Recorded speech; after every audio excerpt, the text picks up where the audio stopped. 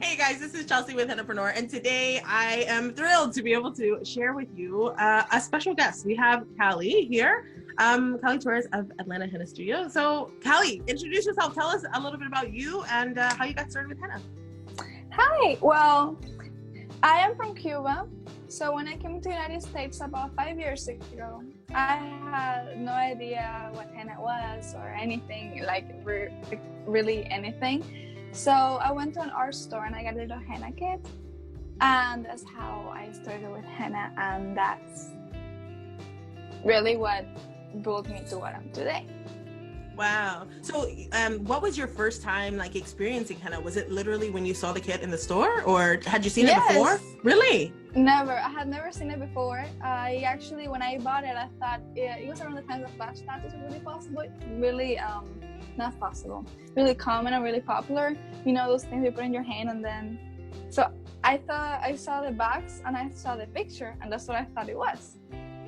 So then when I got it and I bought it and I opened it, I'm like, oh my God. Like, it was this powder, it was a needle and everything. And I was really confused. I imagine being like, oh, like I'm like expecting the gold foil tattoos, and then and then seeing that, yeah. So and then I just learned online. I just looked up online like the actual word that was in the box, and then I'm like, oh, okay. And I just started drawing on myself random stuff. Oh wow. So how long ago was this? You said 5 years ago? Yeah. Really? Wow. Okay. So like in the grand scheme of things, you're still very like a new artist. Yeah, I've been doing it for actually less than 5 years. 4 years. Yeah, I've been 5 years in America, and that was 4 years ago. Yeah. That's incredible. Wow. So that's amazing. So like for you, so you find this kit in the store and you go home and you're like, what the heck?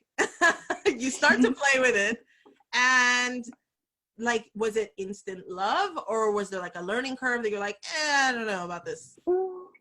Well, I've always liked patterns and creating patterns and seeing them.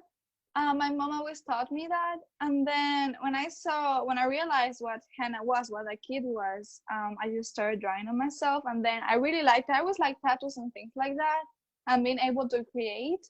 So I thought, okay, this is perfect. At first, I actually started buying henna online and trying mixing it myself, but I had no idea. I didn't look anywhere, just added water to the thing. Or maybe I remember the kid had. And I was just mixing it, and my dad's an artist. He's a really good artist. So I actually give it to him so he would do it on me. But no, that didn't work. So I decided I had to do it on myself. And then eventually I started loving it for more than just doing it on myself, and actually started doing it on more people. Oh, wow. So, okay. Is like from a personal perspective, right? This, I imagine that like finding henna would have been, especially if you already knew that like you love design, was this something that like, did it spark something in you that you didn't know was there, or did it spark something or like rekindle something in you that you always knew was there? Well, my whole family, they're all artists. Everywhere, they're all artists. And I was really young. I was 14, 13. So I was kind of fighting against my family's art career and art path. Oh, wow. So I didn't really recognize that, but I always liked art. And actually, when I found henna, it opened to me all doors and it made me realize how much I love art. And not only with henna, but art in general, but henna mostly. Oh, wow.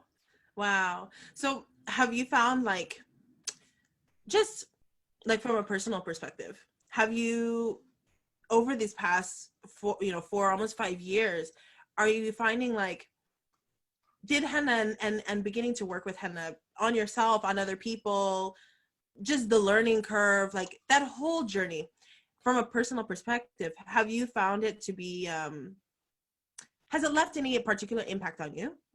Has it, have you seen change in yourself since coming into henna? Personally, yes. I was a really, really, really shy person, and I'm still am, but not so much. So Henna opened to me to meeting so many new people, all new clients. There's all new people who you don't even know they're sitting there and you're drawing on their hand. You have to be pretty close to someone to be over their hand.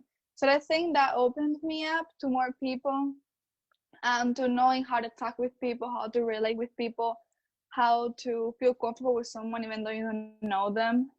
And I actually like to talk with my clients too, and I think that has been really important to me, because especially many of my clients come to me because they're going to travel somewhere.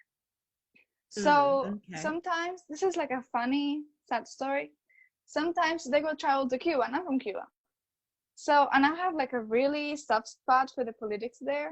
Yeah. So when they start talking to me and then they're like talking positive about it, it makes me want to explain to them and talk to them about what my experience was and things like that, and then they understand, and it creates like a nice atmosphere when I feel like I'm doing more than just doing henna, but I'm kind of sharing what I know. I'm kind of feeling like I'm apporting to that, and that's something that's really important to me, being able to talk to people and get a message out when I'm doing art on somebody. Yeah, so you get to educate not only about the henna but also about culture and about lifestyle. Yeah, about what I know. Yeah. That's so cool. I love that. You know, it's interesting that you say like that you're shy. I don't know that I'd read that from you. Like, yeah. Because with henna I'm comfortable. Yeah. I'm comfortable talking of what I know. Were you and that really with no. henna? No. When I first started East Coast Henna Fest here in Atlanta, I was really, really shy. I was shaking. I didn't know what to say. And then when I taught again at London in Henna Huddle, it was a complete difference because I had already talked to a room full of people. So I just started talking and I was so comfortable, because when you talk about something you love and you talk about something you understand, then it comes easily, you know? Yeah, absolutely. So not everyone who's watching is going to know. Like, tell us about the Henna Fest. Yeah. Okay. Well, East Coast Henna Fest is a little henna conference that recently Ankita from Horizon Henna started here in Atlanta. And that's why it's called East Coast Henna Fest. And it's a really small community. It's not many people come. It's in a hotel that's actually near my house. And they have really nice t-shirts. The year I taught there was 2018. And of course I was there. Alana from Atlanta Henna Arts was there. Melissa Adams. No, she mostly worked with Jaguar. Yeah. And it was really nice. It was really small, so it was really comfortable, and we really got to know each other and hang out. It was a really fun conference. And Henna Huddle was an amazing experience for me. I had such a great time. I was traveling to London. It was the first time I traveled for myself. Wow. So far away. Yeah. I flew a lot, but somewhere so far away. And I met great friends. Like I made great friends. I had so much fun teaching.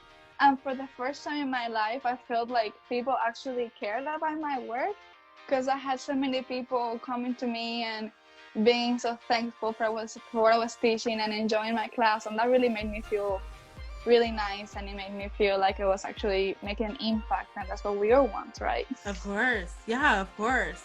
That's amazing. So was it when you taught at East Coast Henna Fest, that was your first time teaching? What did you teach there? I taught floral designs. Okay. Did you always feel like you wanted to teach, or was that like, was it a surprise? Was it like sprung on you? How did it go? Well, the first henna conference I ever went to was HennaCon, and it's a really big conference. And I was just starting to do henna, maybe 2 years or maybe a year, something like that. So I was really, really, really extremely shy. And I remember there I met Joey, and I met some of the other people, and they told me like, oh, someday you're gonna teach. And I'm like, hell no. You know, like, no, I'm not that good. No, are you crazy? And then eventually I started getting asked to teach at conferences. The first one was actually Henna Huddle, And then just a couple of weeks before East Coast Henna Fest, I was asked to teach. Maybe not a couple of weeks, but a shorter time before. So that's when I was like, okay, time has come. I gotta do it. Oh my gosh, that's so fun. Oh, I love that. Yeah. So tell me about like your business today. So obviously you're teaching at conferences and you're seeing clients. What type of clients do you see most regularly? Okay. Mostly, my clients are Americans. They're mostly African American. They usually come to me, well, right now because of graduation or because they're gonna go somewhere for the summer. Mostly for things like that, for traveling, maybe for someone's birthday, as a gift for many little girls. Things like that. They're most of my clients. Oh wow. So it's like mostly private appointments or do you do Yes, parties and events? I do events, but I personally don't like to do them as much, so I try to keep it down. I enjoy private appointments better because then even if I have to do a 30-minute design, I block 2 hours on my schedule so I can take my time so I can talk to the client because sometimes they come and they don't know what they want to get. They book something on the website and then they come to me with this full hand design. I'm like, okay, no, that's like 2 hours. That's not 30 minutes or something like that. So I like to book for a long time and really enjoy every line that I'm doing and enjoy every little thing that I'm doing because I take my time and I make it really detailed and try to do my best to make everything perfect. So on festivals or events, you gotta do something quick and you gotta hurry and you gotta be done. And I don't like that. So that's why I don't do festivals or events as much. I like doing private appointments, like sitting down with somebody, had my music on the back, and just enjoy. That's so cool. You know, it is. I feel like there are two different like types of henna artists, right? There's the one who's like they're very quick and some, I mean I say that quick but and I don't mean it like that means it's sloppy. Like it can be quick and it can be Yeah. clean. But there are artists that are like they're very quick, they just want to be in and out. And then there are artists who savor their work. Like and I see Yeah. you like I see your clips on Instagram and I'm like Callie is an artist who savors every line.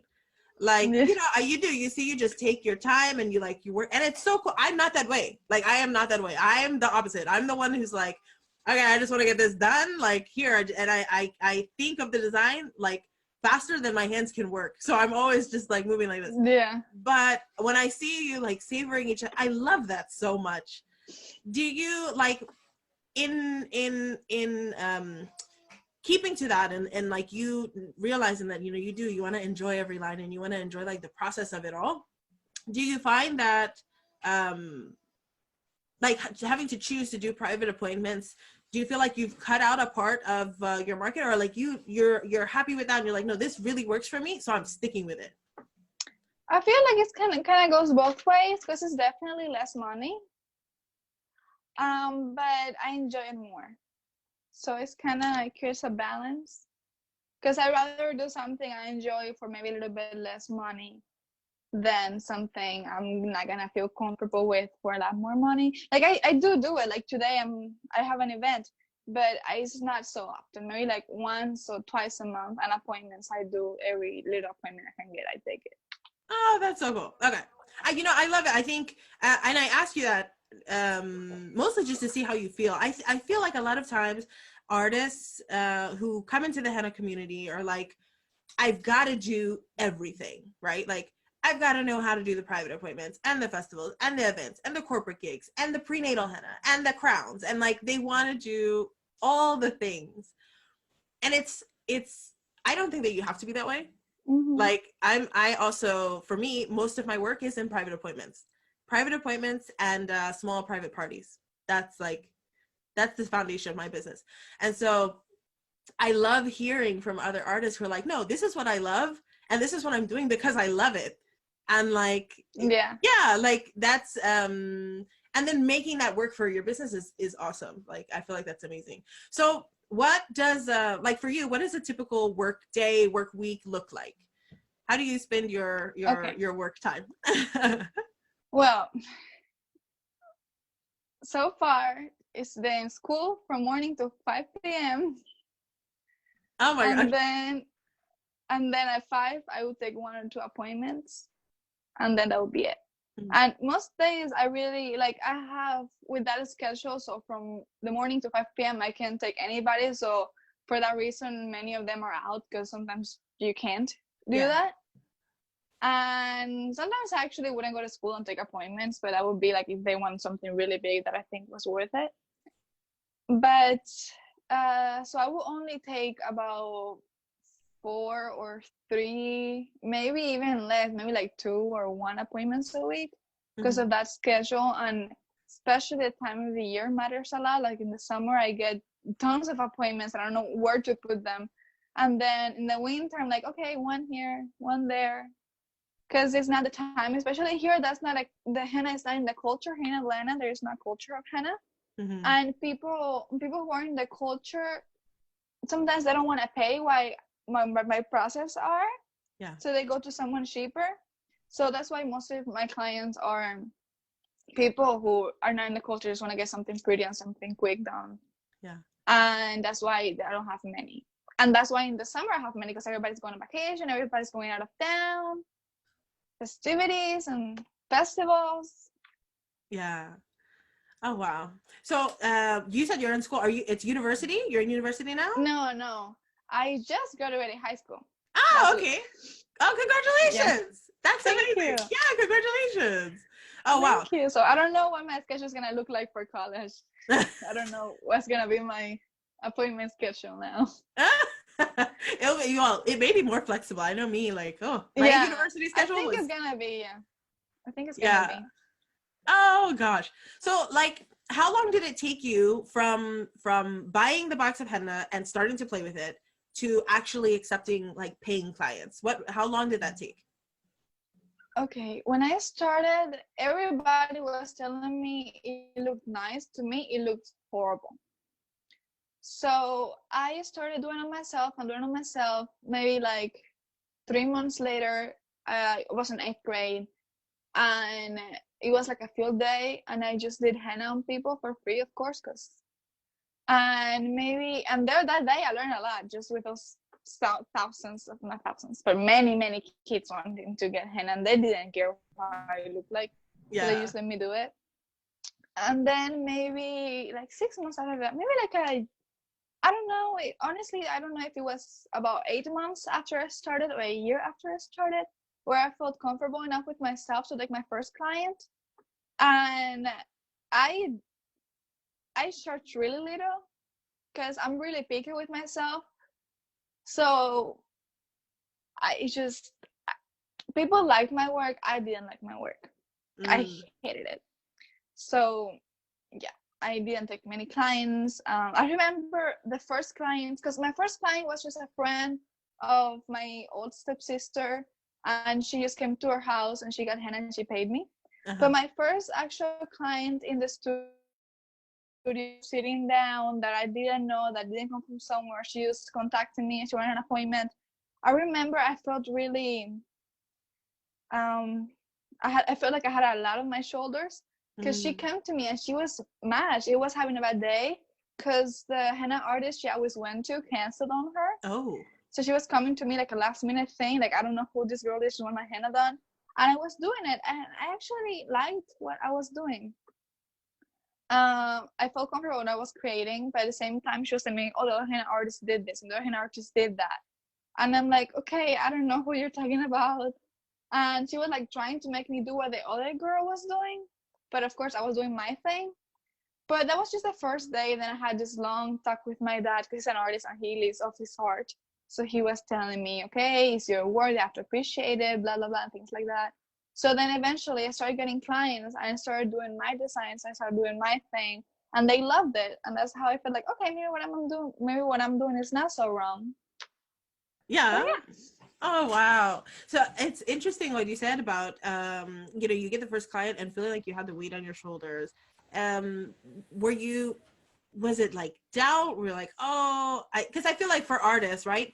It's so common for us to do our work, and we hear everyone else be like, oh yeah, that's wonderful. And we're the ones that focus on like, oh, that paisley was like Mm-hmm. oh, something was wrong in there. And oh, I forgot. Like, I'm the type, I'll miss a dot in a flower or something and be like, oh my God, I can't post this picture. Look, I missed this, and no one else notices. Yeah. So for you, did you, was it just that feeling of like self-doubt and self-criticism? And if so, how did you overcome that?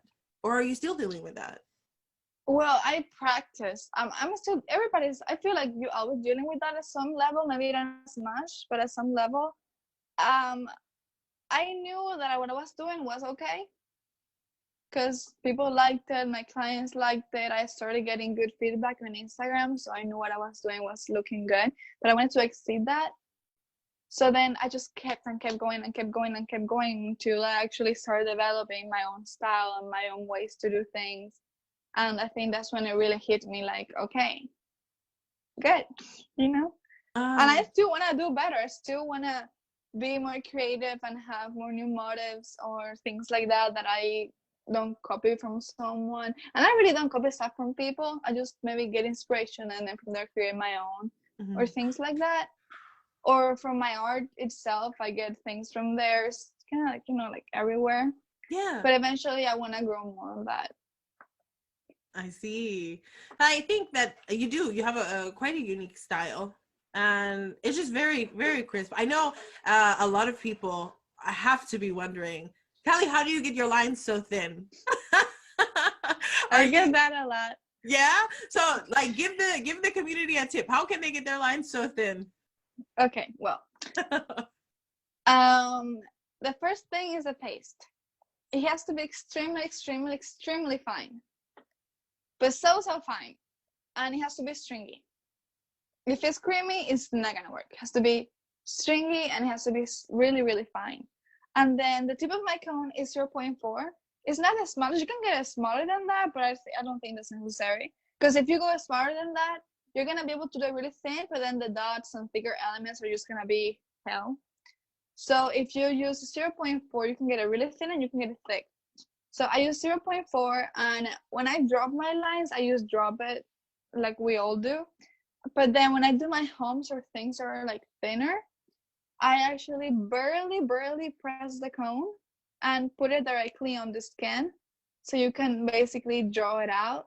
And with no pressure, just really, really little pressure, just something that comes out but not a lot. And I think that's a mistake that not mistake, but when they want to get thin lines and they're not getting it, I feel like that's why they're pressing too hard.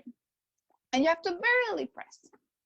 Especially because videos, it looks so satisfying, when you're dropping the homes and it looks beautiful. But if Mhm. you want to get them detailed, if you're looking forward to that, you have to do it really different. You have to do the complete opposite. Hmm. That's that's such a good tip. I know that people are like, oh, they'll see your work and be like, well, how does she do that? How does she get her lines so thin? That's so cool. Thank you for sharing. So Yeah, no, you get a lot of that. so tell me, right now, like, what's your next like professional aspiration for Atlanta Henna Studio? Okay, because I'm I just graduated high school and I gotta make more money than what I do right now. Yeah.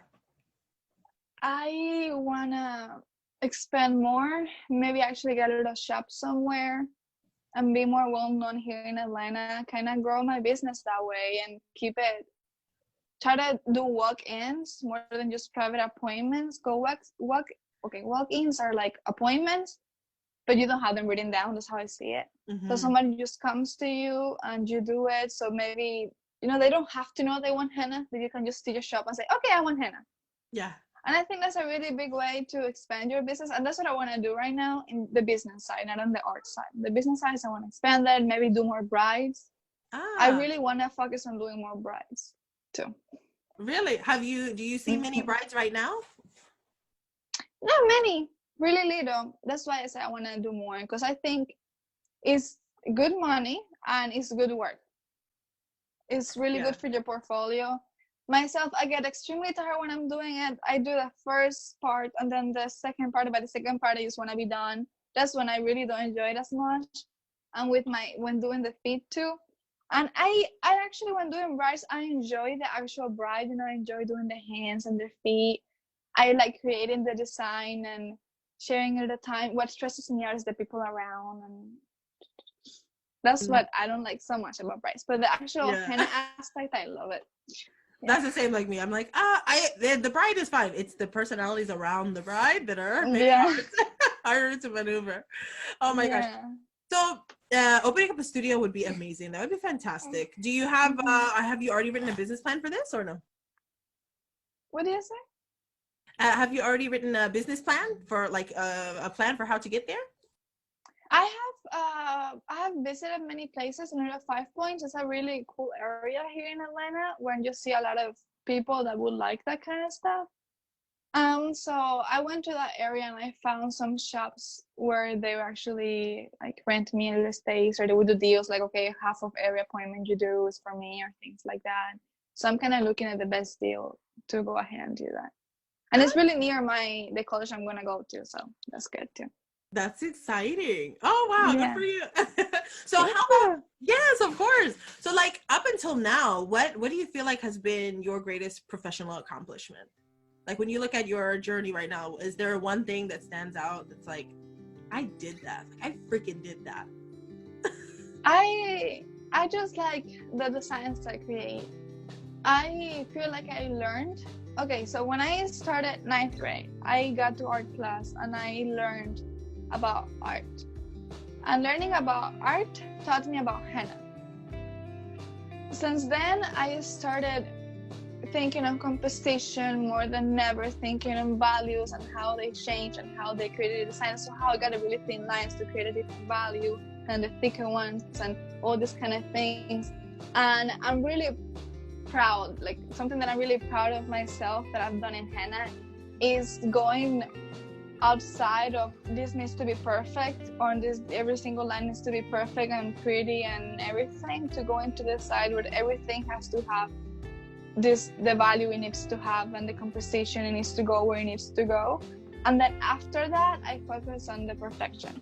And that's something that I've learned from myself that I'm really proud of, and I feel like it has really helped my designs and helped my business in general, because you see something from far away, and that's when you see a design, you don't see it from up here, you see it from far away mostly.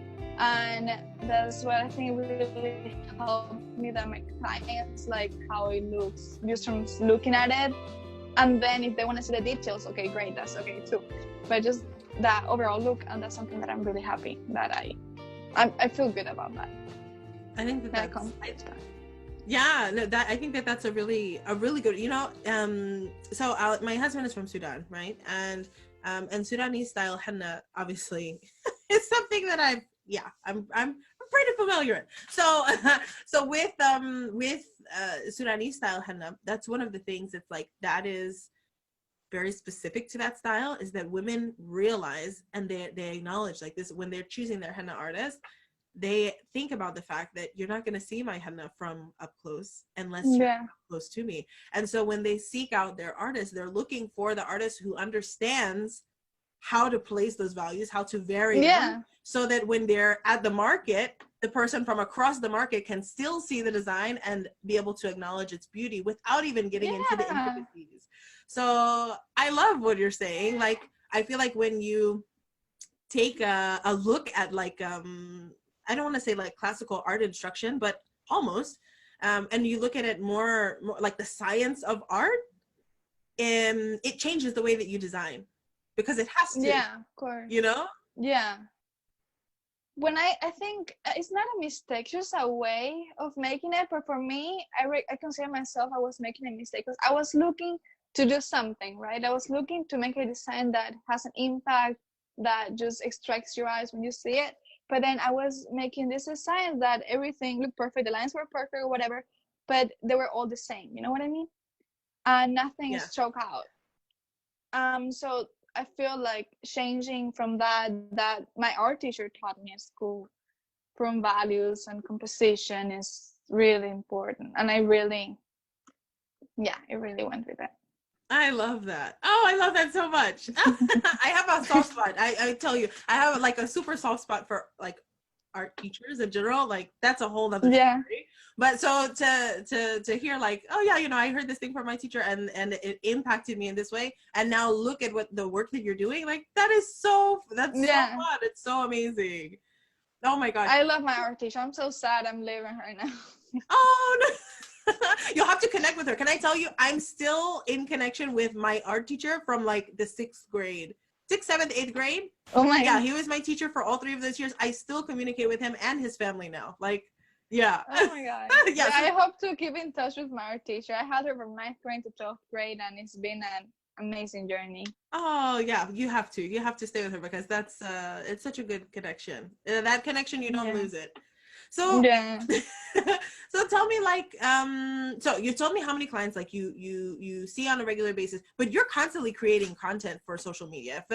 If Mm-hmm. those who don't know Callie, like you have quite a large, what's your following on social media right now? It's a high number. I don't remember. It's 119,000 maybe. 119,000. I don't remember what it was. I can't remember it was a 19. I can remember it was 118 or 119. I Up think there. it's 119. Yeah.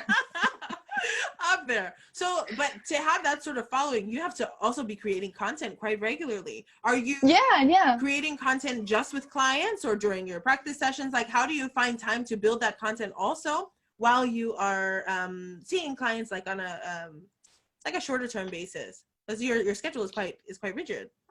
Yeah. I take pictures of all my clients or all hennas I do. Then I also take close-ups. I do many close-ups. I do many videos, and then from one client you can get 5 posts, or well, it's like 3 posts maybe, or maybe 4 even. So videos, close-up, a whole design, or maybe like half design. Just kind of break it apart. Yeah. And when I do henna myself, I do details. I don't do videos, but I do details. I do fresh stain. I do developing stains and things like that. So kind of break something up into many parts. When I do practice, I do a lot of videos.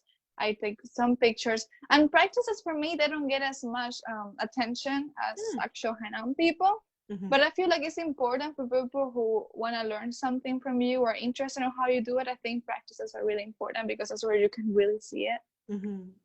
And you can really experiment. Like I have had this new kind of idea on mind that I just recently got to do it on a client. And then I have another idea similar to that. I want to do it myself, but I haven't been able to because, again, I just graduated, so I just had a lot of school. You so didn't do henna to for yourself for graduation? Well, the act is next week, but the finishing school is this week, but the act is next week. So we gotta do it for next week. So you have to do this new idea. You have to do it now. Yeah, I'm gonna do it maybe next someday. Yeah, now you have to do it for your graduation. That will be so cool. Oh my gosh. So like, how long did it take you to build the social following that you have? I feel like a lot of times in the henna community, people are like, I have to have tons of followers in order for people like to see my work so that they're going to want to hire me. Did you find did you have a strategy in building that audience, or did it come just naturally as you were sharing your work? Well, with that thing you said about having more followers means more clients, it doesn't mean so for me. Mm-hmm. If you know how you can see statistics on Instagram, like where people are from or whatever, Yeah. I think like 90% of my followers are from the Middle East and India. 90%. 10% from other countries, and then America. And I'm in America. I'm in Atlanta. Yeah. So if like 5%, or I don't know, maybe let's say like 7% of those people who see my work are near me, it's not gonna be as many clients as if 100% were near me. Right. So definitely, really having a lot of followers doesn't really help on that way. Maybe a little bit, because when people see you and they see you have a lot of followers, they trust you better. Yeah. They think, okay, you're serious. This is what you do. So I think in that part it might help, but on the side of how many people see your work, I don't think it doesn't so much. And when I started seeing that my work was of liking of people, I posted a video that it didn't go viral, of course, but it got a lot of views. And that was the first time I realized, okay, people like videos.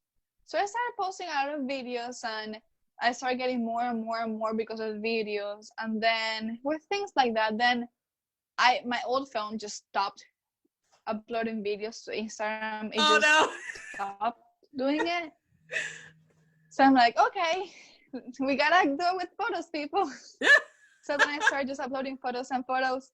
And photos did not get as much attention, but still kept growing. And now I have a new phone and I can put videos and they don't get as much attention. Pictures get more attention.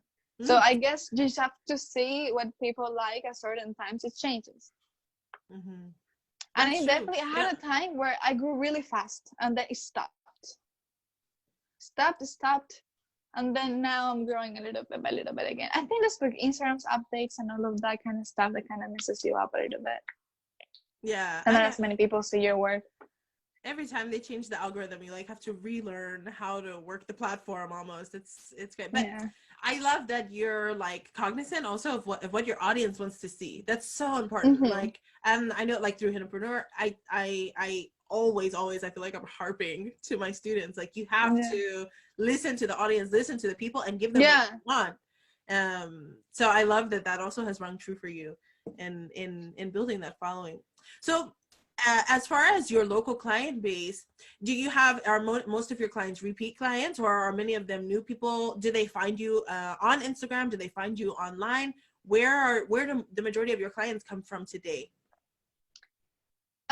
Most of my clients, I would say half and half.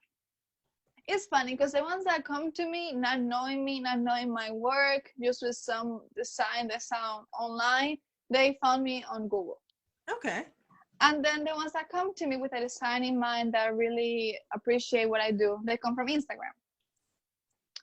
So I feel like half and half. Maybe younger people come from Instagram, older people come from Google. Mm-hmm. Like that's what I've seen. Yeah. So I think it's like half and half. Do you see if like me, I feel like by the time I sit down with my client, just in having a little tiny bit of conversation with them, I can guess where they came from. Is that like that's true for you? I love that. If you don't really know who am I or what I do, or if you're so surprised when you see that I do what you wanted me to do, then I know you haven't seen my work. Yeah. And then if you are like, oh, you're good and you like what I'm doing, and you're like, oh, I like this sign of yours, I like this other sign of yours, can you make something between? And then I'm like, okay, you got from Instagram. Yeah.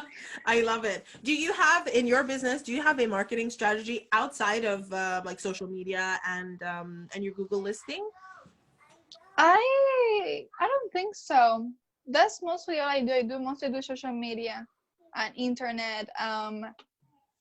Sometimes I have henna myself and go, oh, that's so pretty. I was like, okay, I did it. Do you want a business card or something like that? But that's pretty much it. Yeah. I love it. So it's just coming to you organically then that way. Yeah. That's so good. I want to do more marketing other than just the Instagram again, because I want to grow my business. But I think that will also come naturally when I have like a little shop or something, and then people come to me, and then it's going to be more like word of mouth. And I get a lot of clients that way too right now. And most of my clients, I remember you asked that question and I didn't answer it. It's like half and half too. Many of them come repeatedly, and they come like maybe like 3 times a year. Every time they want henna. I had a client that just came every single time her henna faded. And then I have some that are completely new to henna, some that have never even gotten henna before. That's awesome. That's awesome. I think there's definitely a difference in when you're doing, the difference between inbound and outbound marketing. Have you heard the difference between those two? No? Okay. So inbound marketing is basically when you are doing this very well. So inbound marketing is when you create content, you put value, you educate, you are giving, you're constantly giving, and then you let people come to you. Whereas outbound marketing is like, it's also called interruption marketing. That's when you like run the ads and you are like out there passing out your cards to people and you're like, okay, I don't do that. Yeah. But as you're building your business, like you'll find that you have to have a balance between the two. Like just having one is never as successful as having the two working in different ways. So that's what I want to change. I want to have both things. You want to have both. And it's so good. Like once you start to build both, like I can imagine for you, it would be incredibly helpful for you for an outbound marketing campaign Do you mind? Okay, 1 minute, okay? Sorry. No, but I imagine for you, like it would be really good as for an outbound marketing campaign, just because you already have so much Instagram traction. Like you could let them come to you by way of inbound, but like viewing your Instagram, viewing your website and all those things. And then an outbound campaign would be retargeting those people. So like literally collecting an audience of these are the people who've come to my site, excluding those people who are not in your area, and then running ads back to them to say, hey, like, do you remember me? Like just to stay always like in the front of their mind, so that they're coming back to see you. So it's like a nice mix of the two. It starts out organically, and then you like coax them along the way. Like offers and things like that. And not even necessarily offers. Literally, like you could have running ads that are like testimonial ads, or just like sharing some additional information about you. And especially like if you're working in a space where you have the ability to do walk-ins. Oh my gosh. That way when someone from, within 30 miles of Atlanta, I don't know, comes to your Instagram, they happen to see you, and then they go on about their way. They forget, we consume so much content, we forget. But then you've now tagged them, right? Your system has now tagged them, and you start running ads to them to like remind them that you exist and inviting them to come and see you at your space.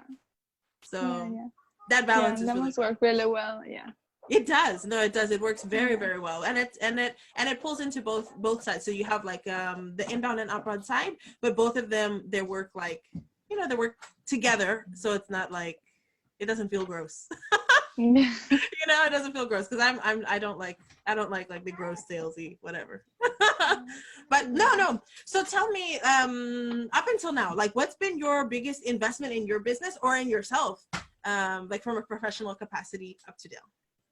Okay, the biggest investment in the money side was when I started doing orders. When I started taking orders, so you spend a lot of money on buying lots of powder, lots of oil, the boxes, stickers, all of that just takes a lot.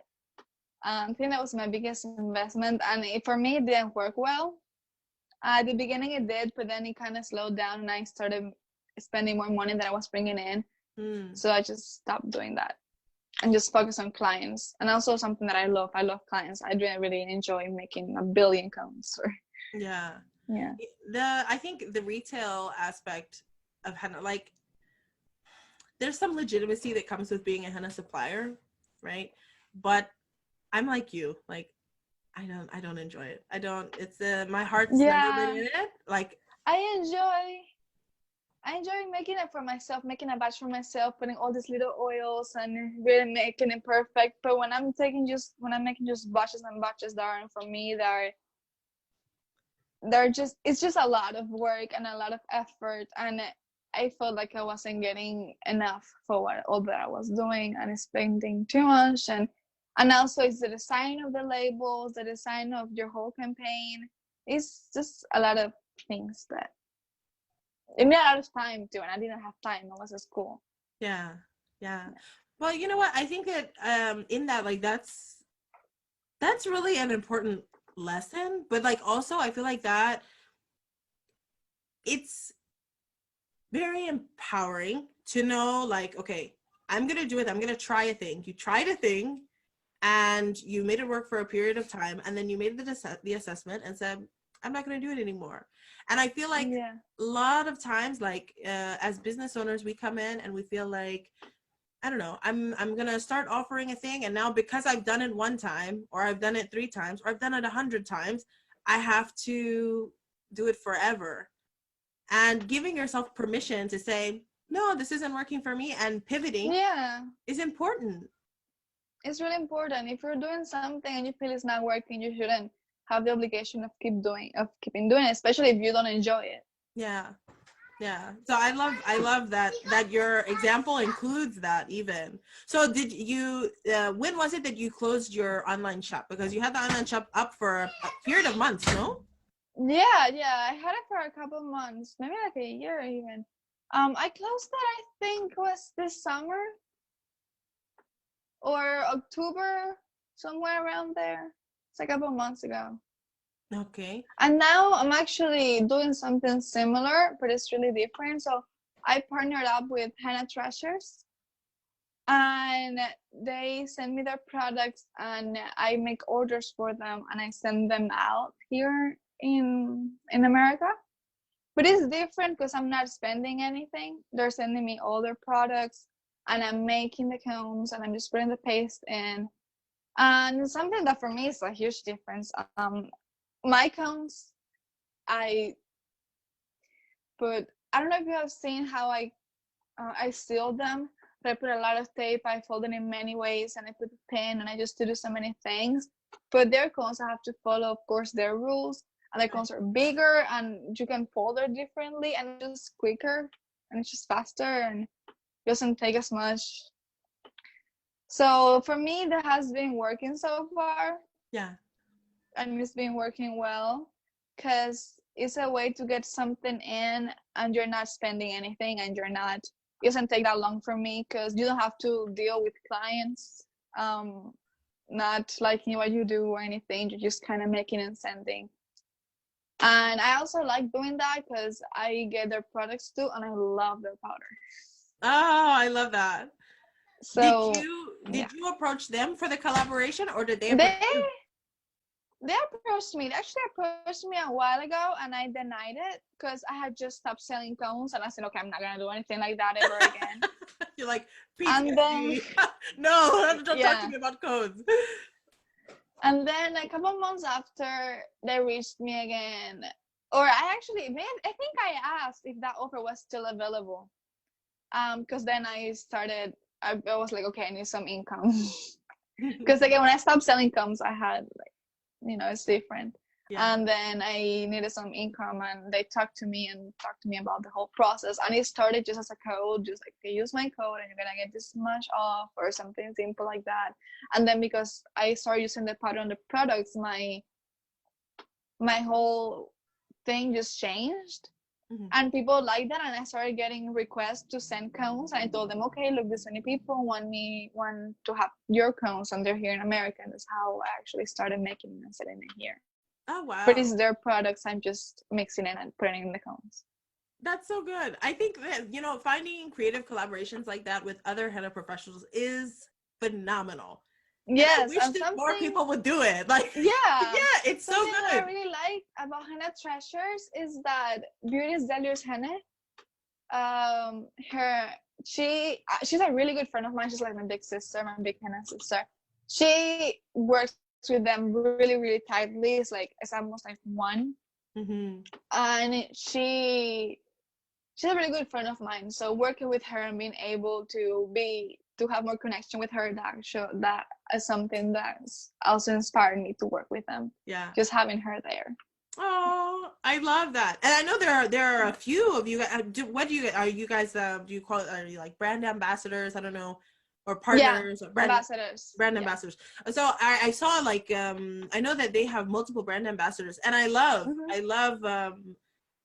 like seeing even that expansion, and like how it just takes that workload and it spreads it out over a group of people. It makes it so much more easy to manage. And everyone wins. Yeah, it's really nice. And again, their products, I love their powder. They have two powders. They have the creamy and the stringy. I don't like the creamy. I don't like creamy paste. What can I say? Me too. But I just can't work with it. But their stringy is so perfect. It's even better than my old Chamak. That was my favorite powder on earth. It's even better than that. And it's something that I think is really important. The powder you're working with is gonna establish your style. You know what I mean? Like if I wasn't using a stringy, super fine henna powder, if I had never even tried that powder, I would have never done thin lines. I would have never created that kind of thing. Maybe it would have been something else, but not what it is today. Yeah. And even when I tried, because when I stopped selling my powder and I stopped making orders, I stopped buying the huge chunk of powder from the supplier I had in India.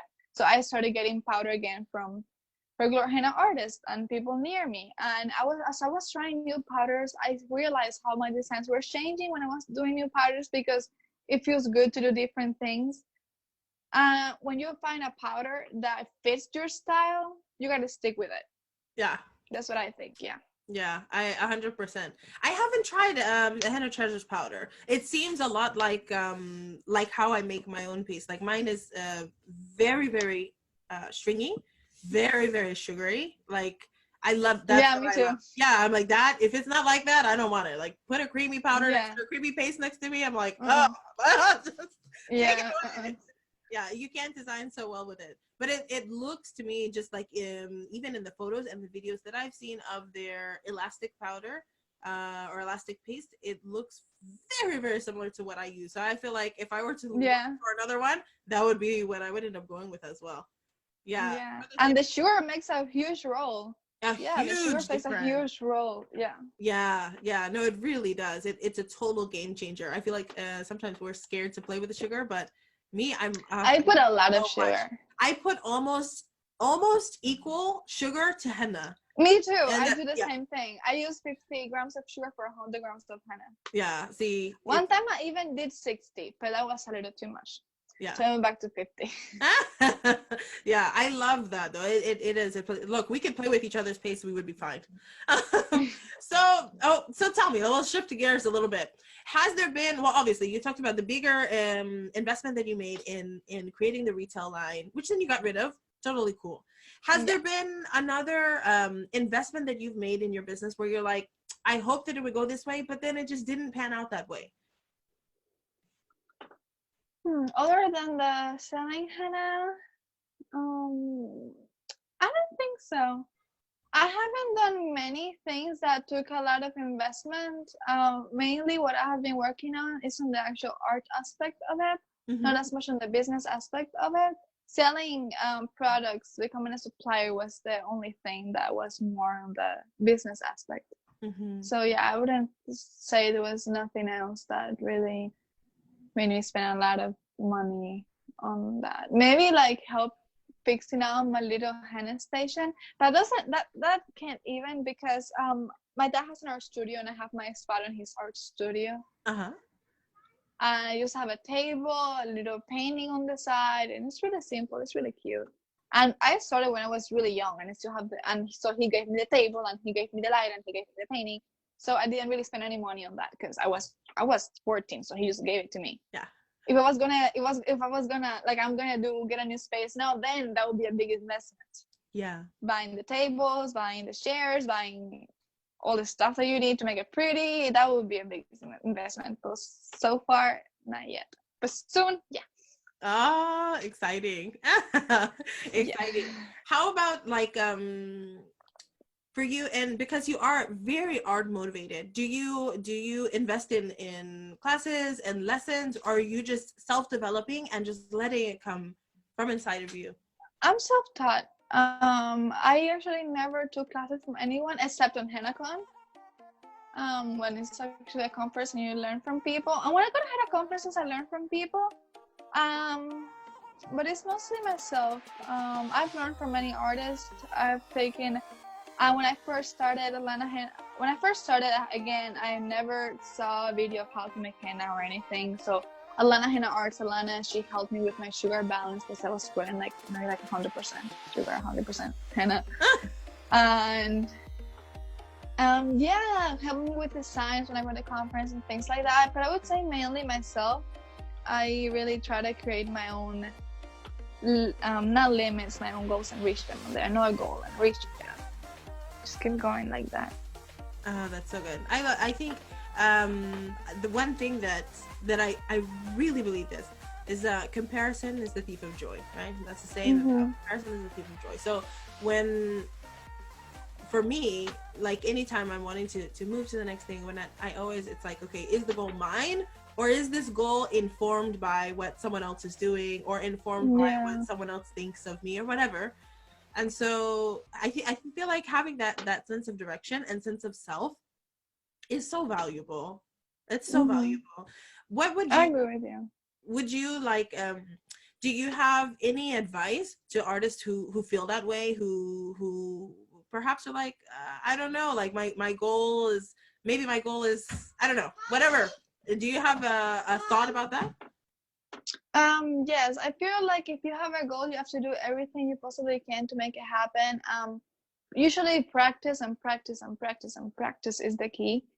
If you have a technical goal on henna, I feel like you should practice and practice and practice and try different pastes and try different ways to work your cone and try just different things until you get what you want, because it's possible. Of course it is.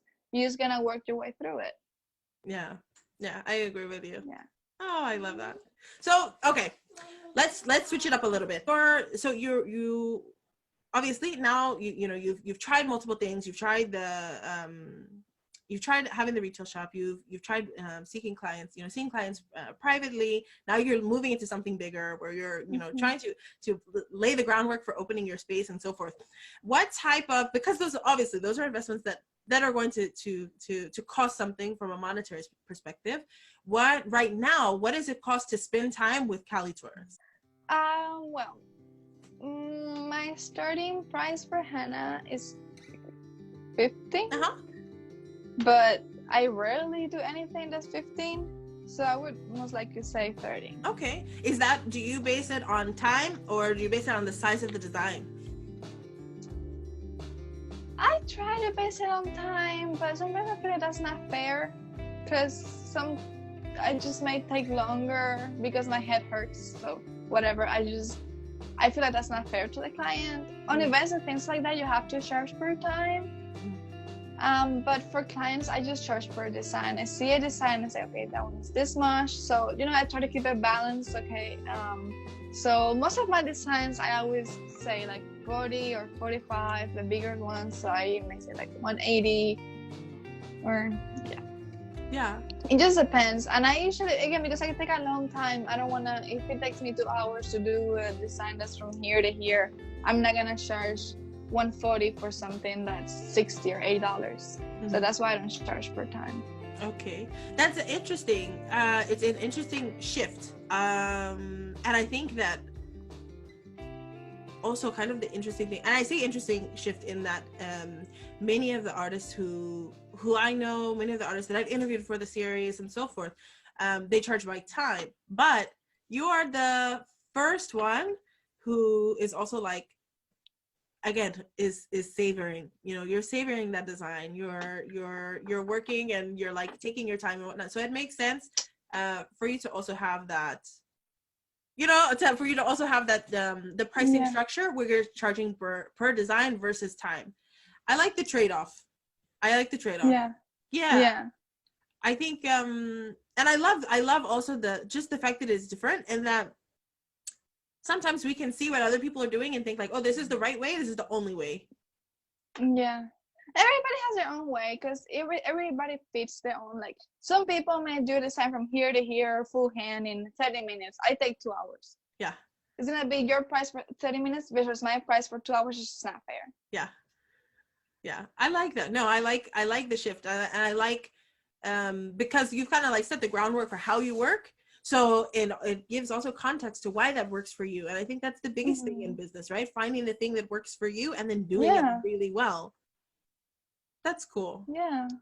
It's really important. I feel like that's really important, especially when you want to be able to create. I don't like recreating designs. I like to create. So you never know how long that's going to take. If you thought this was going to work and then you say, well, no, it needs this much and it needs this other thing, or it turns out being less than you said. So when I give my prices, I have a client next to me. She shows me what she wants. She tells me, okay, when I go from here to here, I like these 2 things, or I like this from this artist, and she just kind of tells me what she wants, or she or he. And then from there, I'm like, okay, that may cost from this much to that much, or from here to that. And then when I'm done, I give an actual price, because then I see how the design went, how much I did. Sometimes I look at how long it takes me, just if it was quick or something like that, but it's mostly what I see on the design. And I got a really quick eye for that. Like, I just see and I say, okay, 40, okay, 50. When before I was thinking, oh, how much do I charge for this one? So kind of compare and see prices, but now it just comes naturally. That's so cool. Did it take you a long time to get a grasp on pricing? I know that for some artists it can be challenging to know how. It did take me a long time. I used to charge like $10 for a huge one. I'm like, no. Then I started, as I gained more trust in myself and my work, and I appreciated it more, and I started being proud of what I was doing and realizing that maybe it was working well. Then I started charging more, and it was pretty automatic how I thought, okay, this is signs that before I would have charged $20, now I'm charging 50 because it's not the same design, it's changed. It changed on value, changed on quality, changed on everything. Even the face changes. So I feel like it's normal for your prices to change as you go. I think it's okay to start really low, if you're not giving as much, but eventually if you see yourself increasing, then your prices should as well. I like that. And I think it's true. You having that your prices to stay commensurate to what you're offering, I think is important. Mm-hmm. And That's a way to get people to appreciate your work. My dad is an artist again, and he sells his paintings at the price he wants to sell it. If somebody doesn't want to get it, that's their problem. That's, you spend a lot of time on it, you put your heart out on it. You deserve to be paid right for what you're doing, because you're doing it good, and people should be able to pay what you're offering. And if they don't want that, then you can work your way around. Like, I have some clients to come with a design that's $60 and they want to pay 25. I'm not gonna do it for them for 25. I'm gonna say what I can do for 25 that looks similar to that, and then we'll find a place to work it out. yeah, I think knowing how to navigate that, and I feel like sometimes learning how to navigate that conversation takes time. Like, I feel like it takes experience, to learn like the things to say and the ways to get around it. But I feel like as artists, it's almost like our responsibility to be able to provide a creative solution to our clients when they want something that we can provide because it doesn't make sense for us as well. So like respecting us while also servicing them. Yes, Yeah. exactly. I had a client, like actually my last client, I think it was yesterday. Yeah, it was yesterday. No. It was before yesterday. Yeah, it was Thursday. And she booked a Jaguar appointment, and my starting price for Jaguar, like legally my starting price is 30. So she wanted to pay 30. And she brought me this design that was like $100 on Jaguar. And I'm like, okay, well, I can't do that, but I can take what you like about that and make up something that would be $30. And that way we made it work. I said, you like this flower, you like how it connects to the sides. Okay, let's do that, but it's gonna be less, of course. But it's gonna be the same principle on the design. Yeah, I like that a lot. I think that like learning that, like how to balance those client relationships is so important, and that's how you keep your people happy, right? Yeah. And then when they're happy, then they come back, or then they have a good experience and they share you with someone else. And yeah, There's some people some henna artists who say that they never copy a design, and I think that's good at some level, but at some level it's not. I feel like you can copy a design, of course, give the artist credit, of course, but you learn from that. You're trying something different and you're learning from doing that. I had this client, she comes to me about 3 times a year, and she always wants a henna CKG design, always. Just exactly recreate it. yeah. And it's not the easy ones, are the hard, complicated ones when you're like, oh my God, how did she do that? And by having that client and she has me recreate the design, I have learned so much. Because you look at something, at least when I see Henna CKG designs, I'm like, how in the world did she do that? How did she get all lines perfectly? How did she? And then when I actually see myself in the place where I gotta do it, then you really learn. And that's the way I'm thankful of recreating the design. Not necessarily because I'm gonna now start copying all her motifs, but I'm learning a new way to interpret what I'm seeing, making it into my own. Yeah. And I think that's something really important. I agree with you. I agree with you a lot. Let me ask you, what has been your biggest lesson in your journey as a henna artist, personally, professionally, otherwise? I think personally and professionally, it would be, I think, learning about art. For me, henna is all art. I'm not really so good at the business aspect of anything. I'm more like an artist. So I just love the art aspect of it. It has taught me just about art, how I to love. create something that looks nice to the eye. And then I don't know if you have seen, sometimes I have designs that have a lot of writing on it. And even the last ones that I've been, I think the last one that I posted lately, it has a flower that is not actual flower, but it's a flower that represents Cuba to me. Doesn't represent Cuba, like globally represents it to me. And just like the writings and things like that are a way to make, to kind of, and I have done some with nude silhouettes of women or things like that, that there are ways to make more like art with meaning and more expression into the design aspect of it.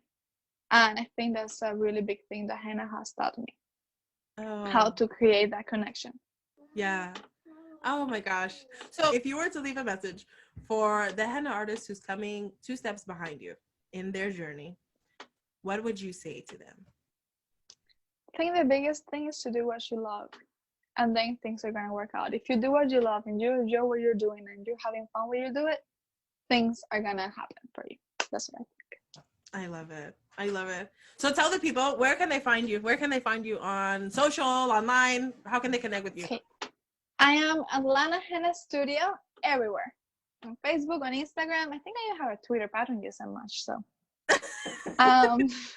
it's just Atlanta, Atlanta Studio, Studio, and Cali, Kaoi.